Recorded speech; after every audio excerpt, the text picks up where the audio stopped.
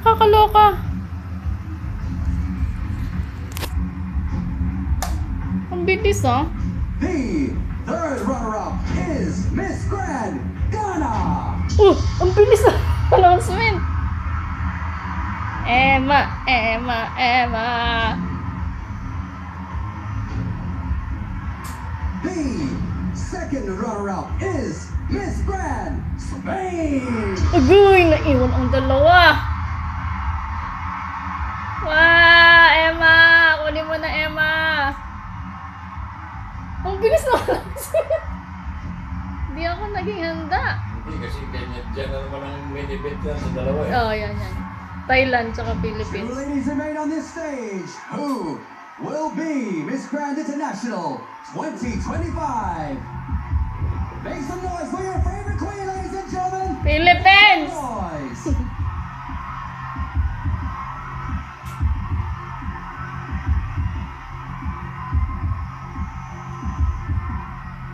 Bigay nyo na.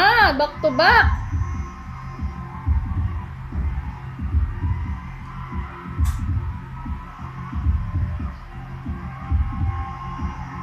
Emma.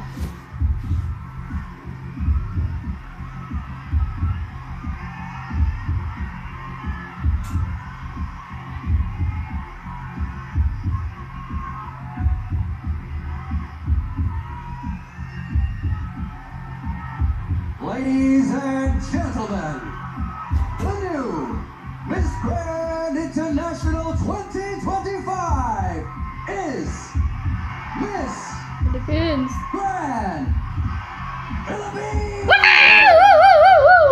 Back to back. Galing ni Emma. Thank you. Ayan na. Back to back tayong galing. Congratulations, Miss Grand Philippines, our new queen. Hala, ang galing. Ayan siya. Ayan, si CJ. Five. Ayan, si CJ. Ang galing naman. Naiyak na siya, oh. Congratulations once again. A fantastic performance Galing. here this year. Taking home the crown is Miss Thailand. Grand Philippines. That of course means that the first runner-up is Miss Grand Thailand. Hala siya, ang galing.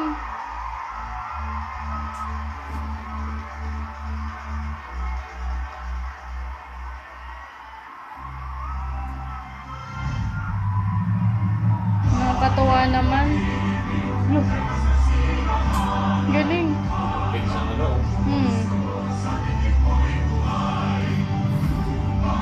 Nakaka-proud mo si Emma.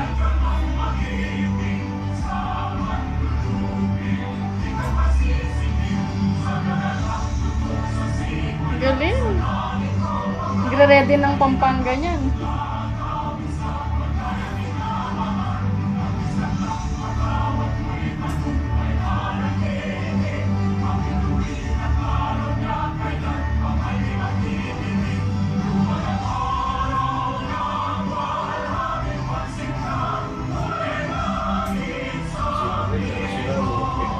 Oo nga, ang galing.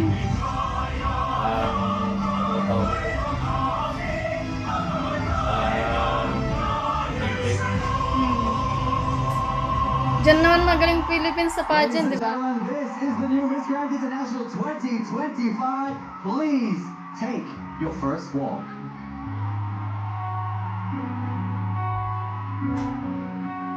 Wala, nakaka-proud si Emma. Yung damit niya, no? Kakulay ng background.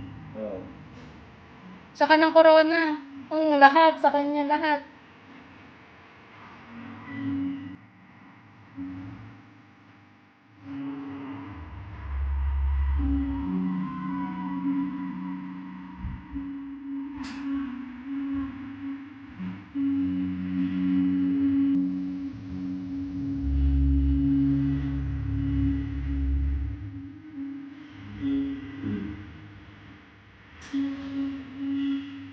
Yan ang bandila.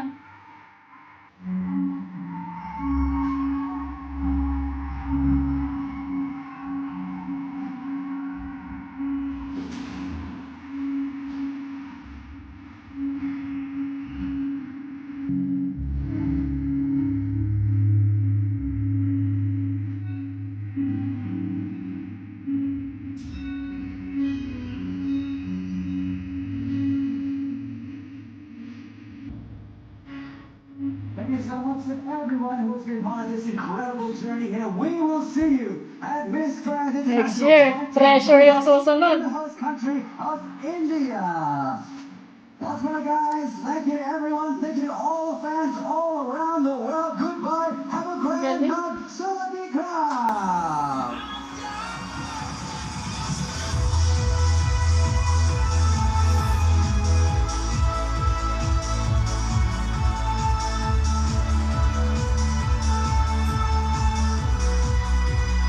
Gustong gusto kasi din siya ng mga tiga Thailand eh, si Emma.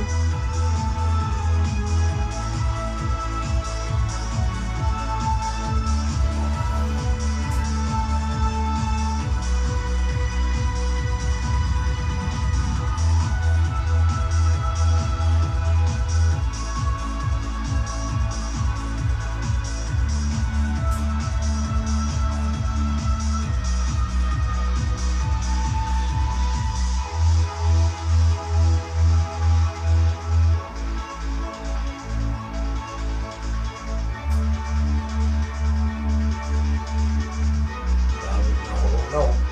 Ha? Daming may mga corona. Oo. 10 yan sila may corona.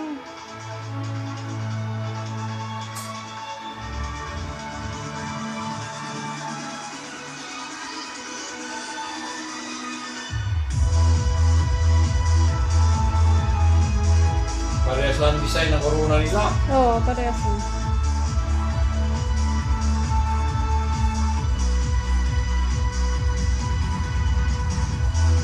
Pero siya yung ano, ayun no, kakaiba yung gitna niya. Yung gitna. Iba yung kay Emma.